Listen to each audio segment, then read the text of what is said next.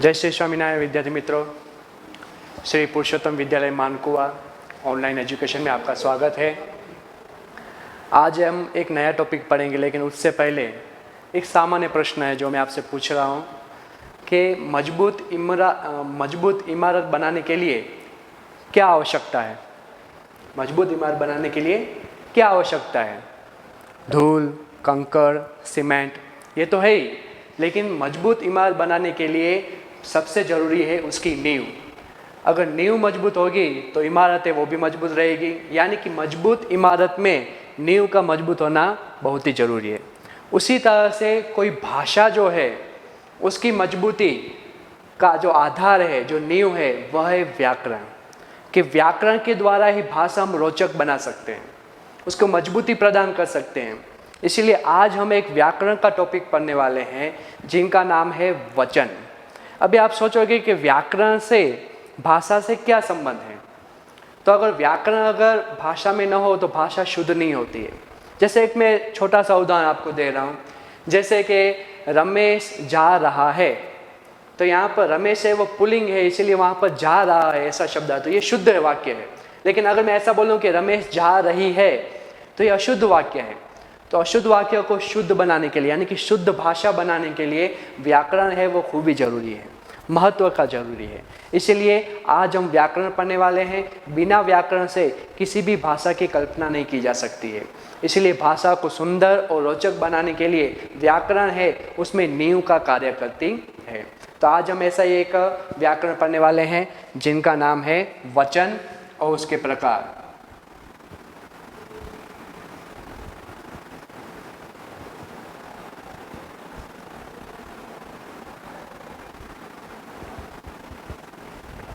वचन और उसके प्रकार कि वचन किसे कहते हैं, तो यहाँ पर परिभाषा ले लें। वचन किसे कहते हैं कि शब्द के जिस रूप से उसकी संख्या का बोध मिलता हो उसे वचन कहते हैं। तो यहाँ पर परिभाषा ले लेते हैं कि वचन किसे कहते हैं।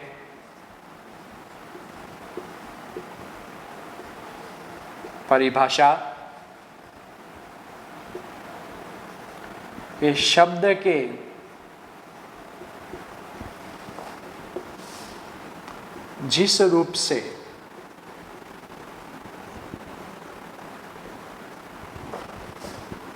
उसकी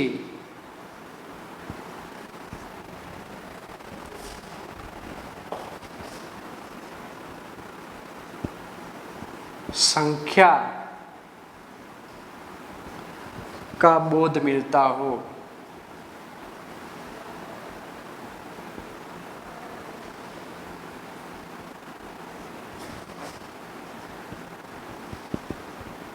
उसे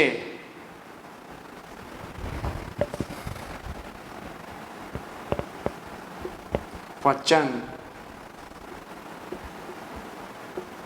कहते हैं। कि वचन किसे कहते हैं, तो ये इनकी परिभाषा है। एक मार्क में ये आपको परिभाषा पूछी जा सकती है कि वचन किसे कहते हैं।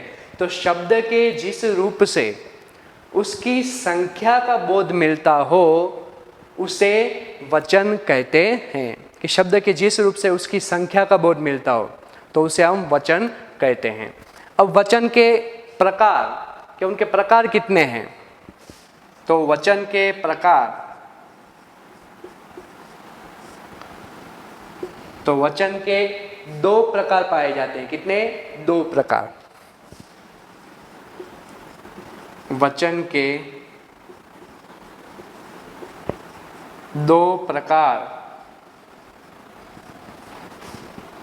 है। एक वचन, दो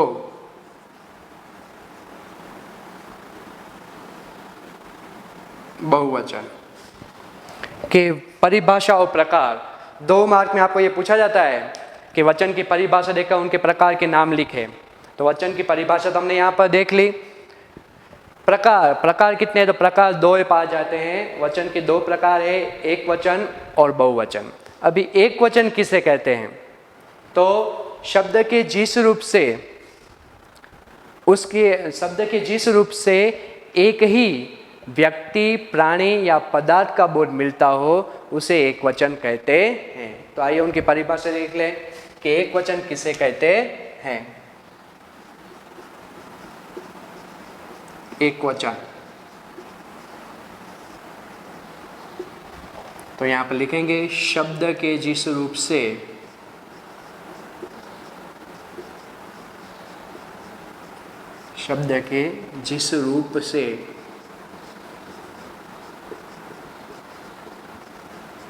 एक ही व्यक्ति, प्राणी या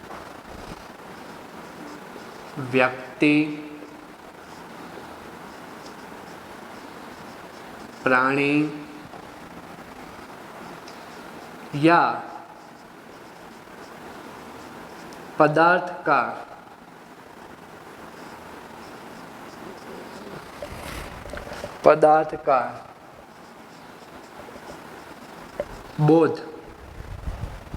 का बोध मिलता हो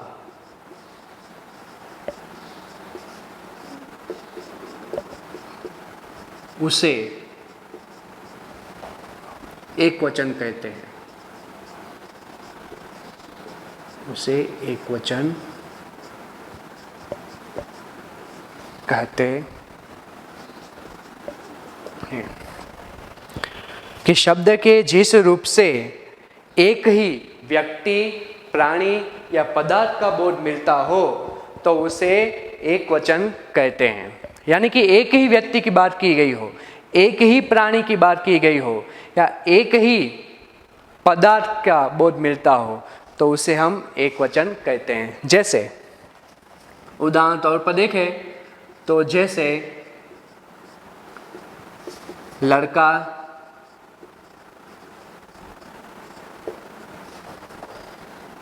कुत्ता, दरवाजा आदि। कि यहाँ पर लड़का, कुत्ता, दरवाजा, तो यहाँ पर एक वचन है, यानी कि एक ही लड़के की बात की गई है, एक ही कुत्ते की और एक ही दरवाजे की बात की गई है। तो यहाँ पर एक ही व्यक्ति, प्राणी या पदार्थ का बोध मिलता हो तो उसे हम एक वचन कहते हैं। समझ लिया? इसमें किसी को कोई प्रश्न हो तो भी आप पूछ सकते हैं। तो यहाँ पर प्रकार एक वचन, ये उनकी परिभाषा और ये उनके उदाहरण। ये भी आपको एक मार्क में पूछा जाता है कि एक वचन की परिभाषा दीजिए या एक वचन किसे कहते हैं, तो आप यहाँ पर ये शब्द लिख सकते हैं। उसके बाद दूसरा प्रकार है, वह है बहुवचन। ये बहुवचन किसे कहते हैं, तो यहाँ पर ले लें हम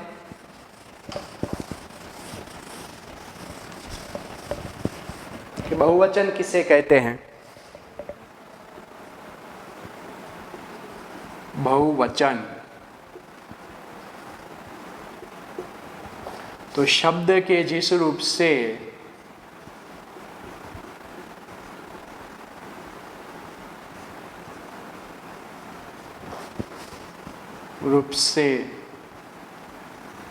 एक से अधिक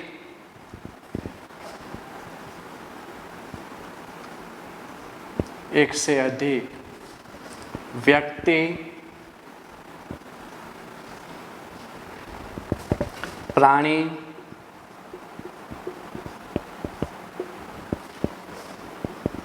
या पदार्थ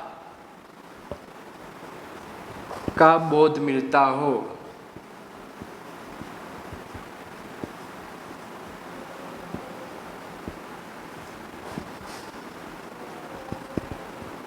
उसे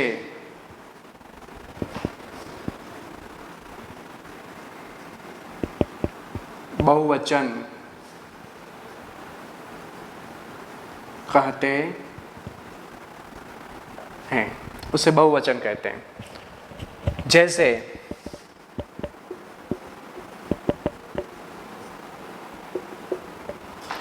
लड़के,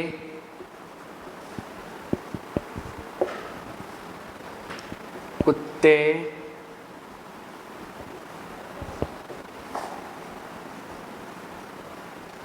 दरवाजे।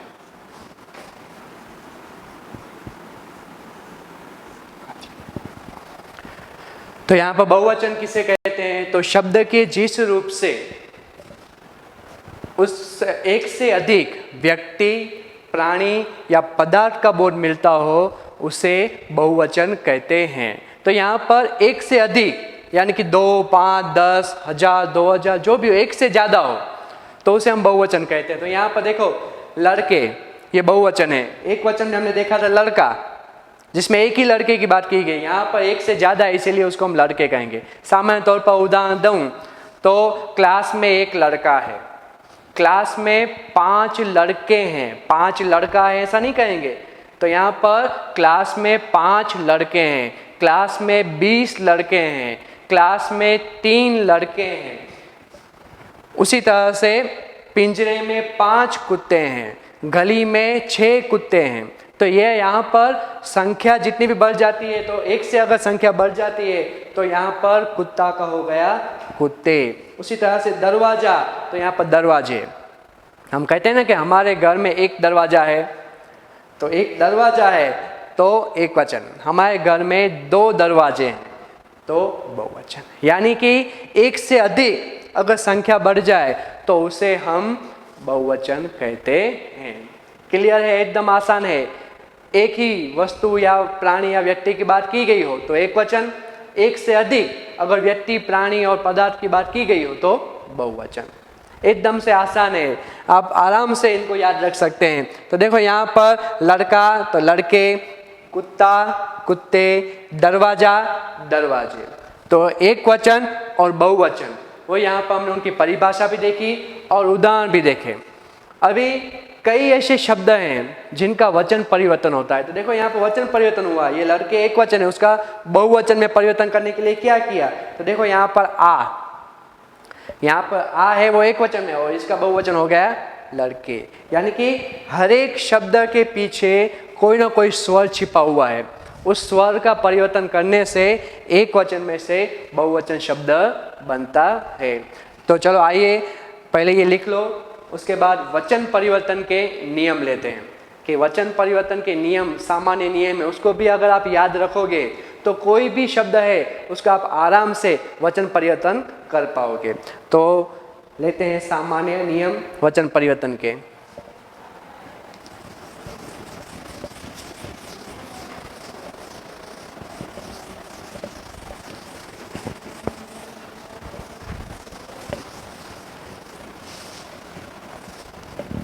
तो देखें वचन परिवर्तन के सामान्य नियम। तो यहाँ पर हम लिखते हैं वचन परिवर्तन के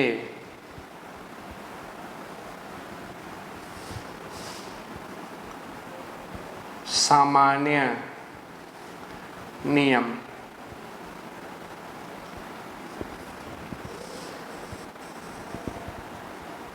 इस नियम के आधार पर अब कोई भी शब्द है उसका वचन परिवर्तन आराम से कर पाओगे। इन नियम को याद रखेंगे तो कभी भी वचन परिवर्तन में आपसे गलती नहीं होगी।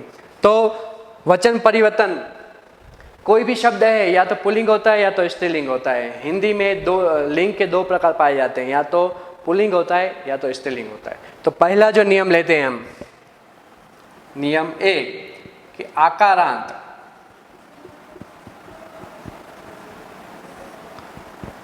आकारांत पुल्लिंग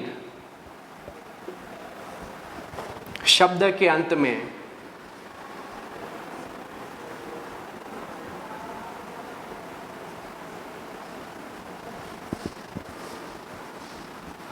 आ स्वर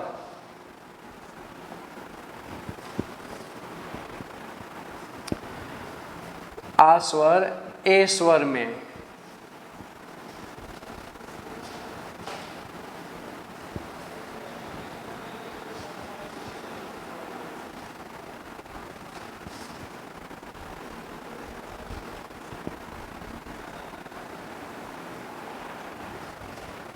आ स्वर ए स्वर में बदल दिया जाता है।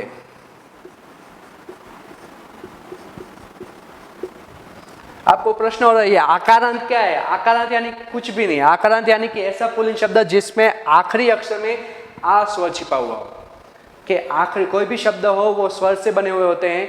लेकिन उस शब्द से आखिरी जो अक्षर है उसमें आ स्वर हो तो ए स्वर करके वचन परिवर्तन हम कर सकते हैं। जैसे कि यहाँ पर उदाहरण ले कि जैसे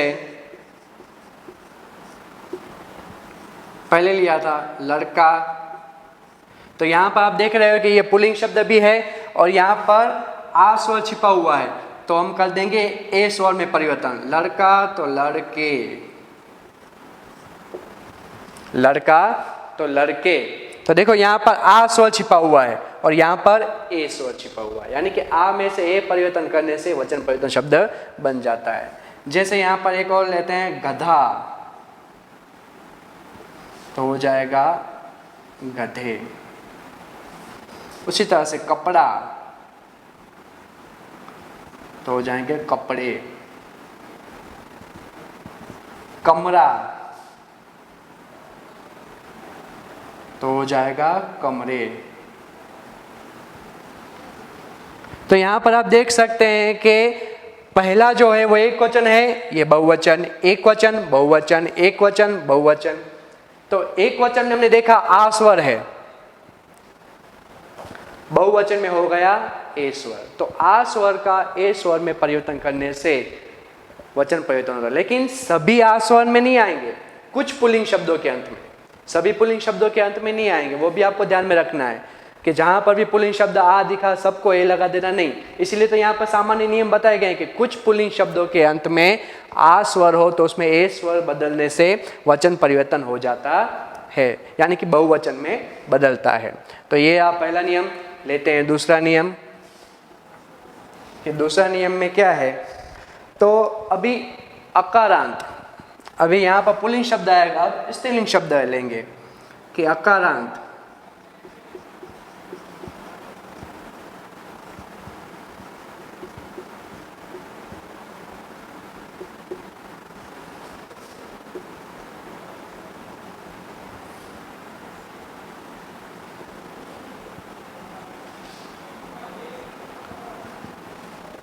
कि अकारांत शब्द के अंत में अ स्वर जो होता है,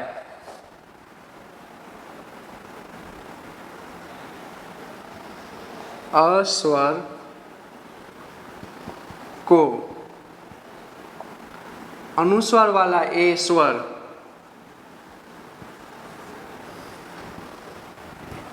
में बदला जाता है, में बदल दिया जाता है,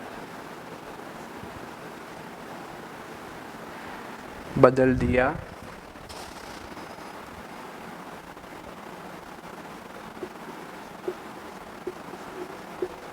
जाता है। यानी कि अकारांत स्त्रीलिंग शब्द के अंत में अ स्वर हो तो उसमें अनुस्वर वाला ए स्वर में बदलने से बहुवचन शब्द बनता है, कि उसमें बदल दिया जाता है। जैसे कि मशीन,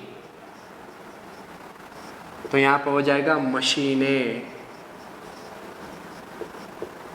देखो आप यहां पर देख सकते हैं कि मशीन है वो स्त्रीलिंग शब्द है, तो स्त्रीलिंग शब्द यहाँ पर कहा गया है और अस्वर है, तो इसके में अस्वर छिपा हुआ है, तो उसमें अनुस्वर वाला ए ला जाएगा, तो मशीन तो मशीन है। उसी प्रकार से बात, तो बातें। रात, तो रातें। तो ऐसे कई सारे आदि शब्द है, ऐसे कई सारे यहाँ पर शब्द बताए गए हैं कि जिसमें अ स्वर को अनुस्वर वाला ए स्वर में बदलने से बहुवचन शब्द बनता है। तो ये रहा दूसरा नियम। अब लेते हैं तीसरा नियम।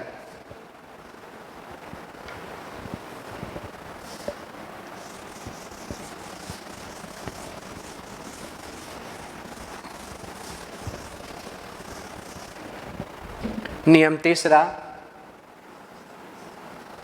आकारांत, आकारांत स्त्रीलिंग शब्द,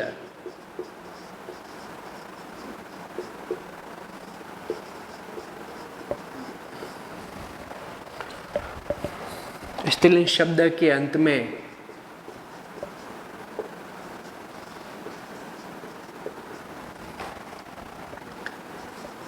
आ स्वर को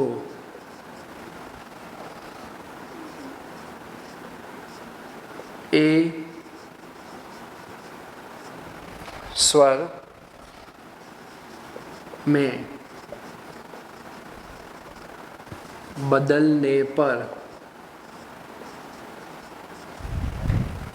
बहुवचन शब्द बनता है। बहुवचन शब्द बनता है। तो यहाँ पर देखो, यहाँ पर भी आकारांत, यहाँ पर भी आकारांत। फर्क कितना है पुल्लिंग और स्त्रीलिंग। अगर आकारांत शब्द यानी स्त्रीलिंग शब्द हो और उसके शब्द के अंत में आ स्वर आता हो तो उसमें चंद्र बिंदी वाला ए स्वर लगाने से या फिर ए स्वर में बदलने पर क्या हो जाएगा? बहुवचन शब्द बन जाएगा। कि यहाँ पर बदलने आ स्वर है उसकी जगह क्या हो जाएगा? ए स्वर के बदलने पर या ए स्वर जोड़ दिया जाता है। बदलने पर उसकी जगह आप लग दो कि ए स्वर में ए स्वर को जोड़ने से, ए स्वर को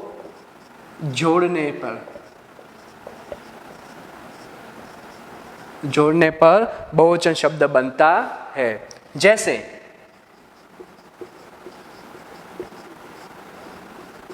कि हवा, हवा तो हवाएं। शाला, शालाएं। कथा तो कथाएं।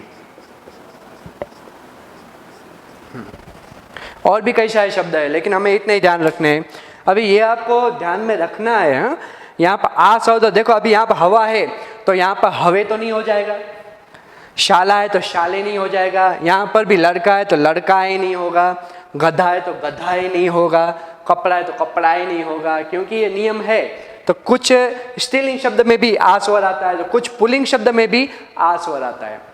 तो पुल्लिंग शब्द में आ आता हो तो ए करना है चंद्र बिंदी बिना, और अगर स्त्रीलिंग शब्द में आ स्वर आता हो तो उसमें हमें चंद्र बिंदी वाला ए स्वर लगाना है, उसमें जोड़ देना है पीछे, जिनसे शब्द बहुवचन शब्द बनता है। हवा हवाएं, शाला शालाएं, कथा कथाएं। तो यहाँ पर हवा यानी कि आ है तो पीछे चंद्र बिंदी ए जोड़ दिया। यहाँ पर शाला आ स्वर है उसमें चंद्र बिंदी ए जोड़ दिया। कथा, था है वो शब्द का आखिरी अक्षर है अंत में, उसमें आ स्वर है, ए जोड़ने पर यह बहुवचन शब्द बन गया। तो ये तीसरा नियम भी यहाँ पर पूरा हुआ। 1 2 3 तीनों नियम आपको समझ में आ गया होगा। अब लेते हैं चौथा नियम। कि चौथा नियम उसमें भी आपको ये ध्यान में रखना है।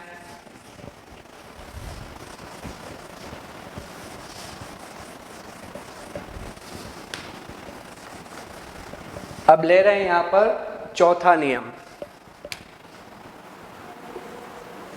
चौथा नियम क्या है? तो चौथा नियम यह है कि इकारांत स्त्रीलिंग शब्द, अभी आएगा इकारांत,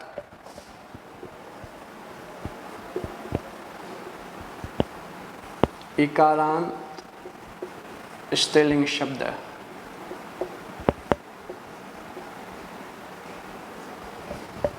शब्द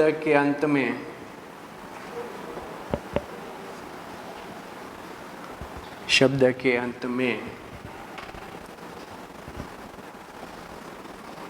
या जोड़ने से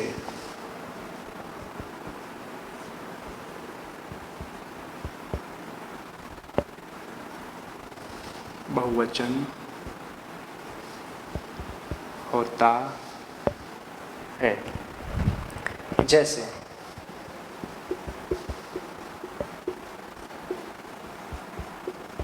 जाति,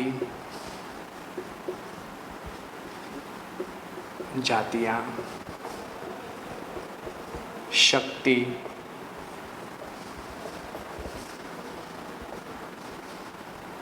शक्तियां,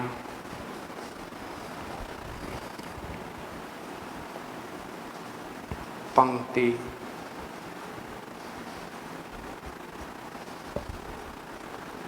पंक्तियां। तो चौथा नियम है इकारांत स्त्रीलिंग शब्द है। इकारांत यानी कि उसमें ई स्वर आता हो। कौन सा स्वर? ई, वो भी छोटी ई। छोटी ई है, यहाँ पर बड़ी ई नहीं है। हस्व, हस्व इसको ई कहते हैं कि जो छोटी ई उसका चिन्ह भी ऐसा होता है। छोटी ई का चिन्ह ऐसा होता है, ये बड़ी का, ये छोटी ई और ये बड़ी ई उसका चिन्ह है, सिंबल है जिसको हम कहते हैं। तो छोटी ई जो हो अगर स्त्रीलिंग शब्द के अंत में हो तो उस शब्द के अंत में या जोड़ने से बहुवचन शब्द बनता है। कि इकारांत स्त्रीलिंग शब्द के अंत में या जोड़ने से बहुवचन होता है। यानी किसके पीछे या जोड़ना है? अगर इकारांत यानी ई स्वर हो तो उसके पीछे चंद्र बिंदु या जोड़ने से बहुवचन शब्द बनता है। जैसे जाति, तो देखो यहाँ पर ई है, छोटी ई है, तो कुछ नहीं करना है, उसके पीछे चंद्र बिंदु या लगा देना है, तो एक वचन में से बहुवचन शब्द बन जाएगा। जाति, जातियां। शक्ति, शक्तियां। पंक्ति, पंक्तियां। अब लेते हैं पांचवा नियम।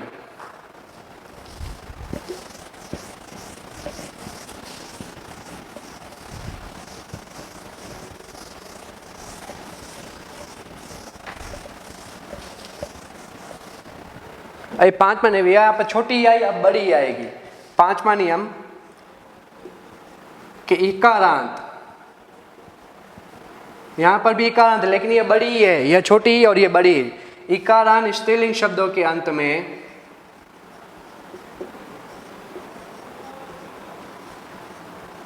शब्द के अंत में या जोड़ने से बहुवचन होता है। बहुवचन होता है। आप कहोगे सर यह भी ऐसे ही है, यह भी, इसमें फर्क क्या है? दोनों को एक साथ लिख लेते हैं, यहाँ पर भी या लगाना है, यहाँ पर भी या लगाना है, लेकिन थोड़ा फर्क है, वो हमें ध्यान में रखना है। जैसे लड़की,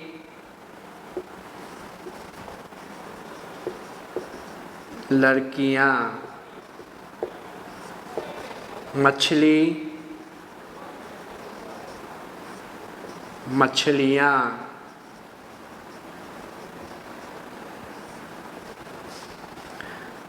कली,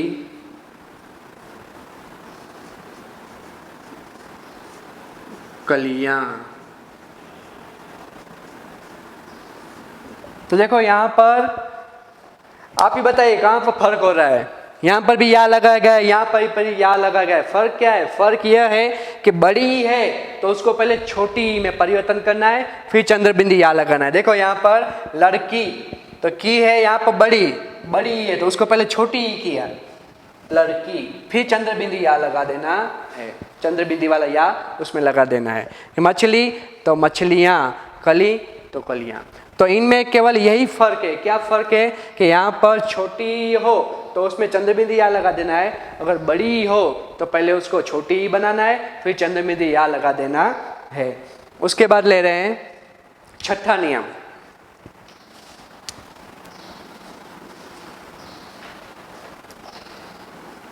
उकारांत। उकारांत शब्द के अंत में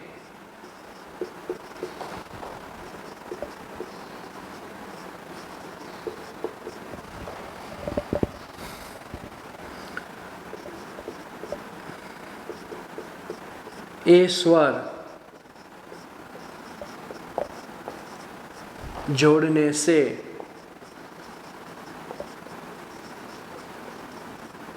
बहुवचन होता है। तो यहाँ पर उकारांत, उकारांत यानी ऊ स्वर हो, जैसे वस्तु, वस्तुएं,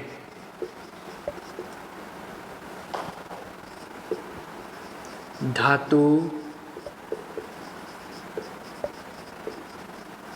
धातुएं। तो देखो यहाँ पर उकारांत शब्द के अंत में चंद्र बिंदु वाला ए स्वर जोड़ने से बहुवचन होता है। जैसे कि वस्तु तो वस्तुएं, धातु तो धातुएं।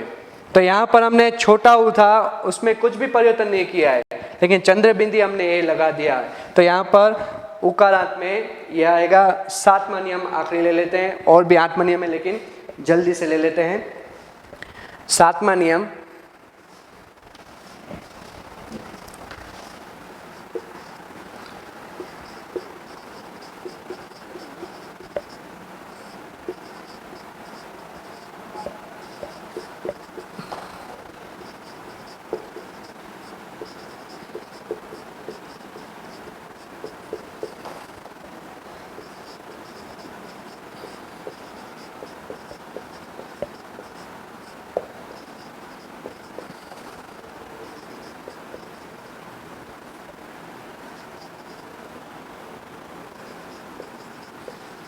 बहुवचन होता है। अभी उकारांत, यहाँ पर देखो छोटी बड़ी, छोटा ऊ बड़ा ऊ। अभी यहाँ पर बड़ा ऊ आएगा। देखो छोटा ऊ हो तो उसमें चिन्ह कैसा आएगा, तो उसमें चिन्ह आपको ध्यान में रखना है कि अगर ऐसा हो तो छोटा ऊ है, ऐसा हो तो बड़ा ऊ है। तो यहाँ पर उकारांत तो उसके शब्द के अंत में भी चंद्र बिंदी ए लगाना है और स्वर जोड़ने से बहुवचन होता है। लेकिन यह ध्यान रखना है, छोटा ऊ है तो केवल चंद्र बिंदी ए लगाना है, लेकिन अगर बड़ा ऊ है तो पहले उसको छोटा ऊ में परिवर्तन करना है, बाद में चंद्र बिंदी वाला ए जोड़ देना है।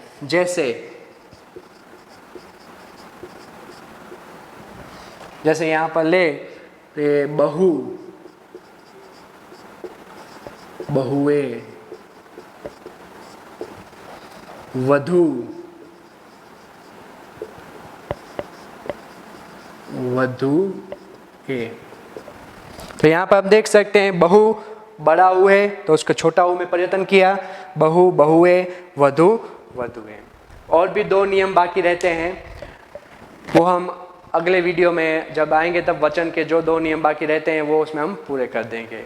अगर इस वचन परिवर्तन के जो नियम है उसमें भी कोई आपको प्रश्न हो, कुछ समझ में ना आया हो, तो आप हमें पूछ सकते हैं, मैसेज कर सकते हैं। जय श्री स्वामीनारायण।